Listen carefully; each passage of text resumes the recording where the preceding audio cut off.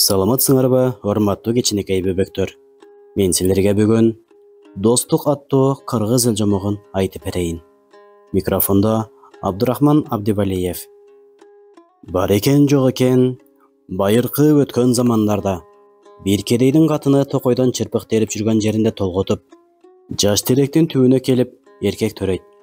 Анан баланы этегине уруп, чырпыгын аркасына көтөрүп үйүнө келет. Жалгыз эчкисин союп той берип, атын Чынарбай коюшат. Чынарбай буту баскандан тартып эле, ар күнү баягы жаш теректин түбүнө келип ойноп жүрчү экен. Бала чоңойгон сайын теректи күнүгө бир кулачтан узарып баратканын көрүп жүрдү. Ал ошентип жөнөкөй терек эмес, абдан чоң чынар терек боло калганына айланадагы элдин баары таңданышты. Тегерегине киши коюп, күн түнү кайтарышып, бирок теректин сырын эч ким биле алган жок. Бир күнү Чынарбай жолдошу менен чүкө талаша кетти. Экөө кармаша баштап, Чынарбай чалкасынан жыгылды. Көзүн ачып, чынар теректин учун караса, 40 канаттуу ак боз ат минген, ай десе ай, күн десе күндөй кыз Чынарга келип конгонун көрдү. Чынар ылдый ийилип, андан кайра көтөрүлгөндө дагы узара түштү. Кыз бир аздан кийин көздөн кайын болуп учуп кетти. Чынарбай теректин сырын эми түшүндү. Арадан 3-4 күн өтпөй, Чынарбай ашык досун жанына алып, астына ат минип, үстүнө тон кийип, кызды издеп жолго чыкты. Экөө күндөп-түндөп жол жүрүп отурушту. Эн тала, эрмечөл, как эткен карга, кук эткен кузгун жок жерди басып өтүштү. Аттары ыргайдай, өздөрү торгойдой болушту. Акыры бою 1 карыш, сакалы 5 карыш карыя жолукту. Балдар ызаат менен салам беришти да, карыя, ушул жол кайсы жака алып барат деп сурашты. Чал алик алгандан кийин, балдарым, атыңар ыргайдай, өзүңөр торгойдой болупсуңар. Ырактан келе жаткан окшойсуңар. Издегениңер эмне? Деди. Чынарбай атынан түшүп, 2 колун бооруна алып, башын ийип өз сырын бүт айтып бүттү. Карыя баланын сөзүн абдан кун коюп угуп, кайтарган жообу мындай болду. Балам, жаш экенсиң, тилегиң ордунан чыксың, бактың ачылсын, деп алахан жайып бата берип, сөзүн андан нары улантты. Эринин катыны асманда жер кыдырып учуп, саякат кылып жүргөндө толгоо кирип, үйүнө жетүүгө чамасы калбай, чынар теректин башында кыз төрөп, а сенин энең так ошол чынардын түбүндө эркек төрөйт. Кызын колуна алып, жерге түшүп, чынардын түбүндө жаткан сага үңүлө карап, маңдайыңа белги салып, мынтип айткан. Мына бул адамзаттын баласы болсо да, кызым экөө бир убакта жана бир жерде төрөлдү. Ошондуктан бул экөөнүн өмүрү да, бактысы да бир болсун, деп кызын алып учуп кеткен. Сенин энең чырпыгын жонуна көтөрүп, уулун этегине уруп, үйүнө жөнөгөн. Кызы дайым ошол чынардын башына келип ойночу. Ал келгенде чынар күн сайын бир кулачтан узарып турчу. Карыя, эми мен аны кайдан табам? Деп сурады Чынарбай. Балам, жолуңдун көбүн басып өтүп, азы калды. Чыдаган жигит жеңиштүү болот. Мындан нары жолуңардан ач бөрү, кара чаар жылан чыгат. Көзгө сайса көрүнгөс түн токой жолугат. Токойдогу жырткыч хайвандар бакырып өкүрүп, улуп уңшуганда кулагыңар тунуп, эстен танасыңар. Ошондо артыңарды эч карабай, атыңарды мууздап, ач бөрүлөрдүн алдына сала бергиле. Жырткычтар этке карап, силерге тийбейт. Аттан ажырадык деп кейбегиле. Таң агарып, күндүн нуру төгүлгөндө жер жарылып, бөлөк бир жол көрүнөт. Ошол жол менен жүрүп отурсаңар, кыздын өргөөсүнүн так өзүнө чыгасыңар. Анын узун чачын белиңерге бек байласыңар, куткарбайсыңар, деди да чалдын өзү заматтын ортосунда жок боло калды. Чынарбай ашык досу экөө чалдын айткандай кылып, узак жол жүргөндөн кийин кыз уктап жаткан өргөөнүн так өзүнөн барып чыгышты. Эки дос кыздын чачын белдерине 5 айланта урушту. Анан кызды ойготушту. Кыз чочуп ойгонуп, берки экөөнү көргөндө асманга 3 көтөрүлүп, 3 жолу жерге кайра түштү. Ошентсе да экөөнү көтөрүп уча алган жок. Акыры кыздын айласы кетип, силер эмне кылып жүргөн жансыңар? Максатыңар эмне? Издегениңер эмне? Деп ачуулана баштады. Мен баягы чынар теректин түбүндө төрөлгөн баламын. Атым Чынарбай, деди бул. Кыз уккан кабарын төкпөй чачпай энесине айтты. Энеси Чынарбайды маңдайынан таанып, кызын берип узатып жиберди. Чынарбай колуктусу жана ашык ордосу менен бир тоодо тиричилик кылып турушту. Эки дос күн сайын кийик улап, тоонун башына кетишет. Колоктусу үйдө дайым жалгыз калчу. Бир күнү эригип отуруп, анан дарыянын боюна барып чачын жууду. Бир тал чачы сууга түшүп агып кетти. Ал суунун аягында бир хан тегирмен салдырган экен. Кыздын чачы ошол тегирмендин барасына барып оролгондо ал токтоп калды. Хан тегирменин карап, барага оролгон чачты көрдү. Ачуусу келип, элин чогултуп, "Тегирменди токтоткон перзаттын чачы экен. Муну ким таап келет?" деди. Элдин ичинен өңү жездей, бели бекчейген, көзү чекчеген бир мастен кемпир чыгып, "Мен табамын. Эмне бересиз, ханым?" деп сурады. "Каалаганыңды ал", деди хан. "Каалаганым 15 жаштагы бала", деп айтты кемпир. Хан буга макул болду. Мастен кемпир ылдый сүзө турган суу кайык, өйдө сүзө турган жел кайык жасатып алып, ылдый карай сүзүп эч нерсе таппады. Анан жел кайыкты минип, суунун агынын карай каршы сүзүп, дарыянын башына барып токтоду. Кайыгын суу байлап коюп, кызды өзү жөө издеди. Кечки маал кыздын үйүн таап, ыйламсырап кирип келди. "Айланайын, кызым, багар көрөр эч кимим жок.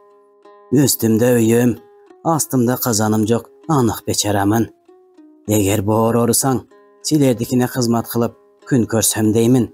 Ырайым кылгыла, мени эч жака тентитпегиле", деп ыйлай баштады.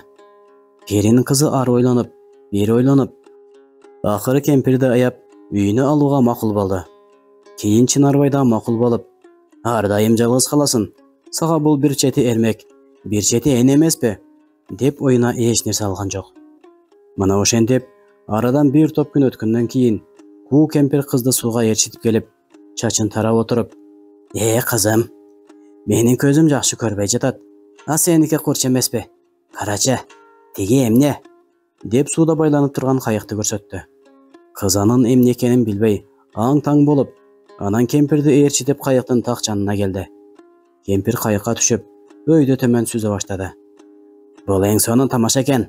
Сен да түшкөн, кызым. Суу ылдый, бир аз барып ойноп күлүп көңүл ачалы", деди кемпир. Оюна эч жамандык калбаган кыз өзү да кызыгып, кемпир айтаар замат кайыкка секирип түштү.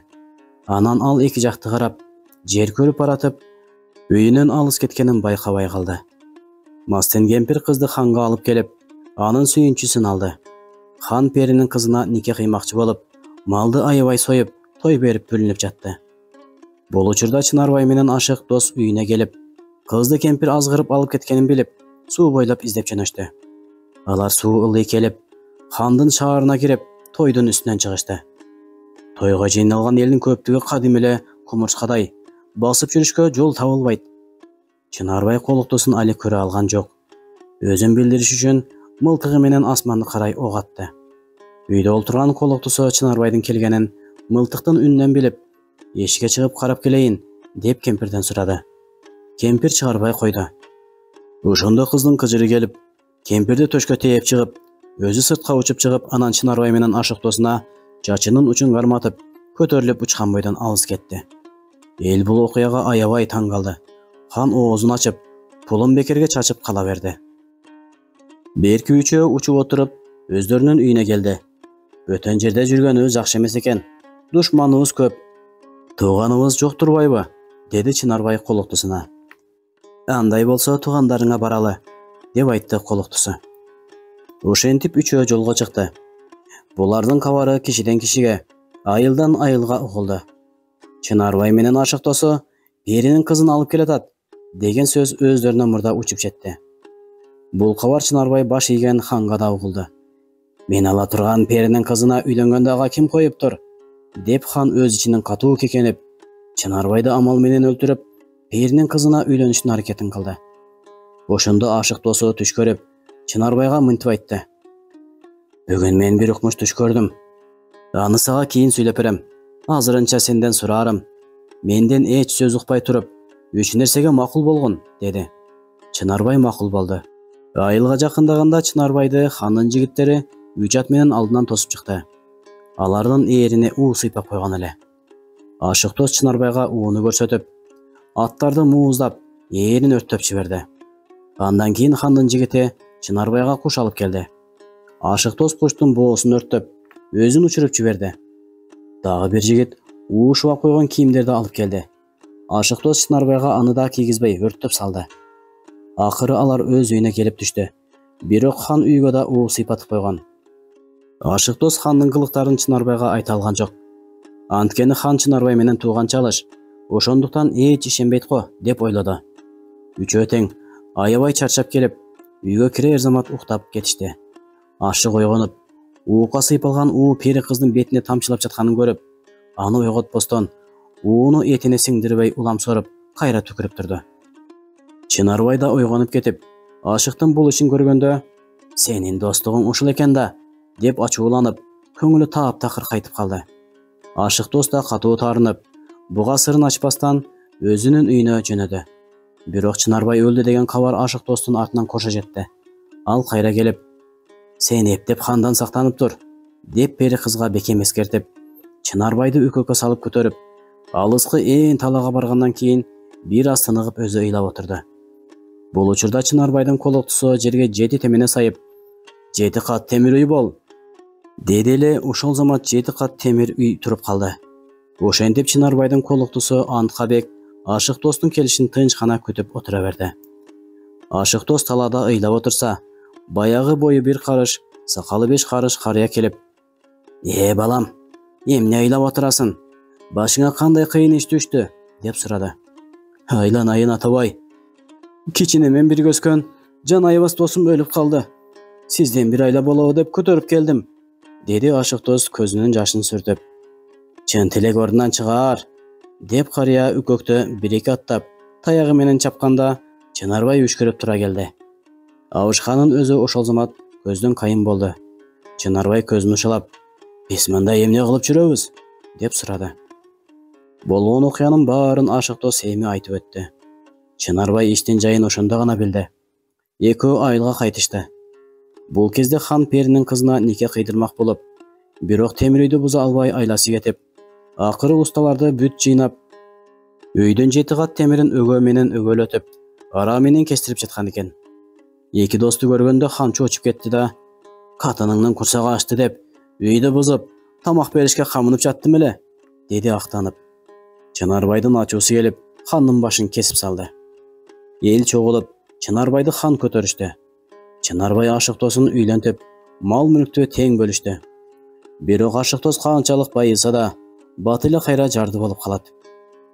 Чынарбай бул ишке акылы жетпей, эл ичиндеги эстүү баштуу карыяларга кеңеш салды.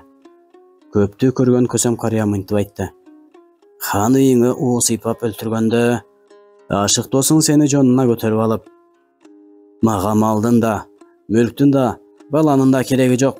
Жалаң Чынарбай досумун гана башы аман болсун" деп зар ыйлаган. Мына ошентип, жаштын тилеги кабыл келип, Ашык досуң мал менен мүлктү эч качан күтпөс болгон. Ошондон кийин элде "Дос, досуңа жаныңды кош" деген сөз калган экен балдар. Ошону менен кезектеги берүүбүз соңуна келип жетти бөбөктөр. Кийинки берүүлөрдөн көрүшкөнчө сак саламатта калгыла. Окторуну даярдаган Абдурахман Абдибалиев.